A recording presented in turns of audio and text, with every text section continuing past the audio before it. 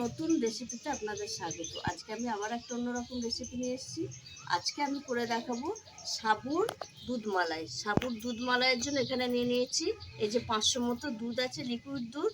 আর এই সাবুটা আমি ছোটো দানার সাবু রাতে ভিজিয়ে রেখেছি, 150 গ্রাম সাবু। এই দেখুন একদম ভিজে গেছে। আর নিয়ে নিয়েছি এলাচ, কর্নফ্লাওয়ার, নুন, গুড়ের বাতাসা আর আমুল দুধ। প্রথমে আমি সাবুটাকে ছেঁকে নেব, জলটা ঝরে যাবে। আর কত সুন্দর ভিজেছে দেখুন, একদম মিহি হয়ে ভিজে গেছে।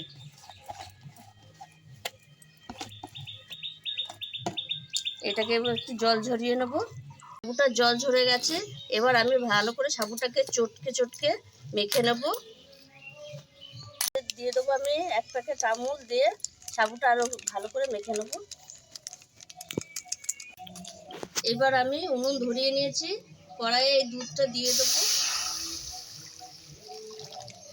এখানে 500 গ্রাম দুধ আছে। দুধটা এবার একটু গরম হোক, তারপর আমি আমুলটা দেবো। এবার দুধটা গরম হয়েছে, এবার আমি এই আমুলটা দিয়ে দেবো।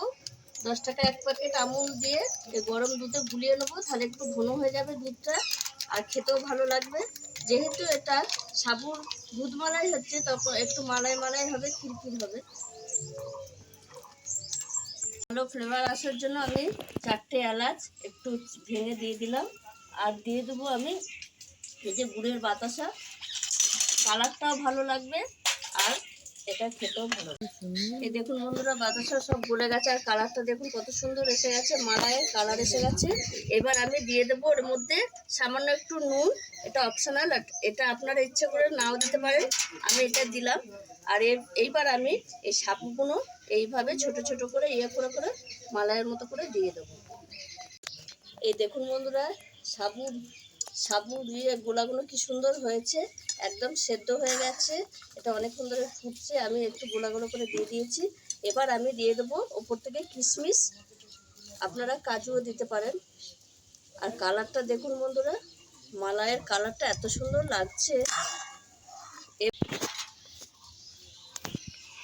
এবার আমি একটুখানি এই যে কর্নফ্লাওয়ার নিয়েছি, একটু গুলে দিয়ে দেবো, আর একটু ঘন হয়ে যাবে।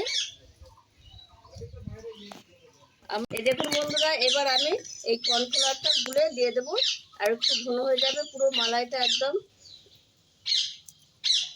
ঘন ঘন হয়ে যাবে। এই দেখুন, এখনই দেখুন কতটা ঘন হয়ে গেছে।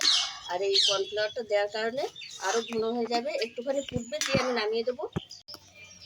এই দেখুন বন্ধুরা, মালাইয়ের ঘনত্বটা দেখুন।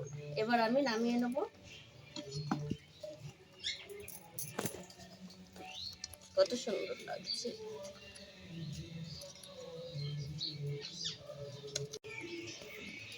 এই দেখুন বন্ধুরা, কত সুন্দর হয়েছে। মালাইয়ের ঘনত্বটা দেখলেই বুঝতে পারবেন, একদম ক্ষীর হয়ে গেছে। আর সাবুর দানাটা এই দেখুন, সাবুর গোলাটাও সুন্দর হয়েছে, সাবুর রসমালাই যেটা বলে, আর দুধ মালাই। এই মালাইটা আমি আমার পাশের বাড়ির ছেলে ওকে খেতে দেব, খেয়ে বলছি কেমন হয়েছে সূর্য। হ্যাঁ,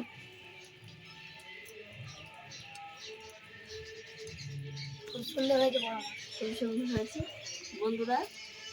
ও বললো খুব সুন্দর হয়েছে। আপনারাও এইভাবে একবার, খুব সহজ উপায়ে, খুব বেশি উপকরণও লাগে না, আপনারাও এইভাবে একবার সাবুর দুধ মালাই করে খাবেন, খুব ভালো লাগবে। আর আমার এই ভিডিওটা যদি আপনাদের ভালো লেগে থাকে, তাহলে লাইক করবেন, শেয়ার করবেন, সাবস্ক্রাইব করবেন। আবার দেখা হবে আগামী ভিডিও।